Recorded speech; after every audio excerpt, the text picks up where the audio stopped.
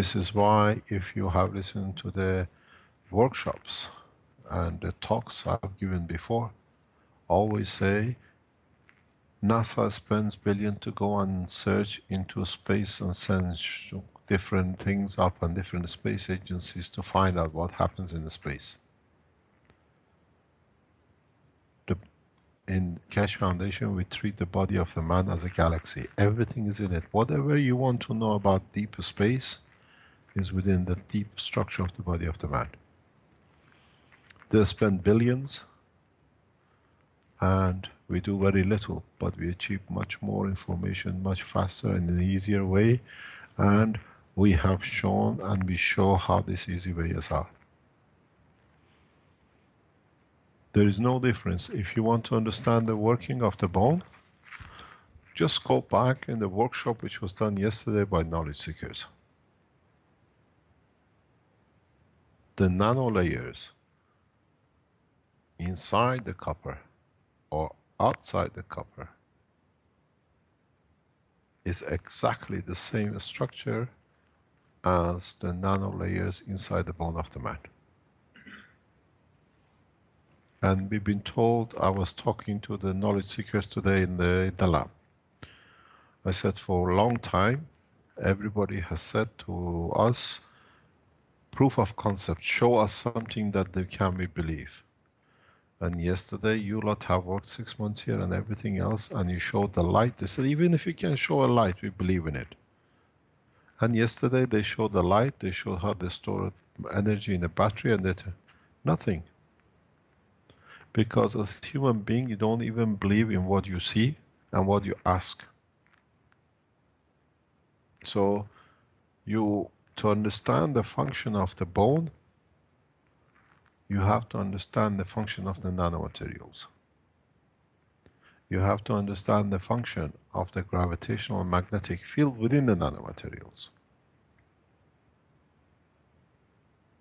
Why you put a copper nano-coated with zinc coated metal and you continuously produce CO2. What does copper has got to do with zinc and what's got to do with CO2? Because in the nano layers of the copper which was produced, conditions are created which balances equals to copper oxide or calcium CO3 in nano layers, absorption and extraction. Now convert the same knowledge into the pores, in the holes, in the strands of the nano layer of the bone, and then you understand how in the same structure you extract phosphor from the lymph, why you extract all the necessary amino acids from the lymph, and once they come to the bone marrow, they become what you call them T cells and B cells.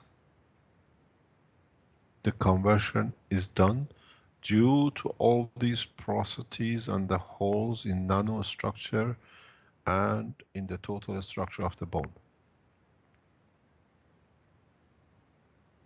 So you want phosphor. There is no phosphor coming through the lymph, going through the holes and just appearing in the bone marrow. The energy of the phosphor which is sucked through the walls of the or transferred through the walls of the intestine, which is within the lymph structure, once matches the gravitational magnetic field within the nanoporosity layers of the bone, manifests itself as a phosphor in the bone marrow, or it sucks in to come to become the bone marrow as the lymph is going through the holes of the bone. Then you understand there is not a way to handle the structure of the bone in the physicality the way it was explained by Elia. You have arm bones, you have finger bones. These are all to guarantee two things. First of all, that energy, and you can move to a position that the energy can be absorbed by the lungs, that the emotional side can exist. And secondly, the bones are there to make sure the function and the holding, that if you take all the bones, the finger doesn't drop off, that it cannot lift the foot, that it goes in the mouth, that it can guarantee the physical parts of the body to survive, that it can guarantee as a payoff for the energy to be absorbed by the emotional part. Then the whole picture of the bone structure changes from a scientific point of view, from a space point of view. Do other creatures have bones and what do you call it, cartilages in their body in space? There are structures which support these things, but not calcium. But why do we do this? Why do our body chooses this way of conversion? And we say they have nerves in it. As Elia was saying, there are nerves within the system of the bone structure.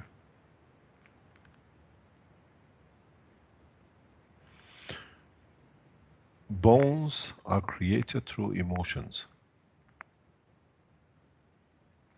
Bones, the structure of the bones has a direct effect in the emotional part of the body of the man. Because if you have to be short to guarantee the survival, because the opposite sex, which is the chooser, likes a short, so in the structure of the culture, the structure of the environment, the emotional part instructs the physical part, in this area we stay short, because this way we can guarantee to be chosen to pass on the information and the gene guarantee pool.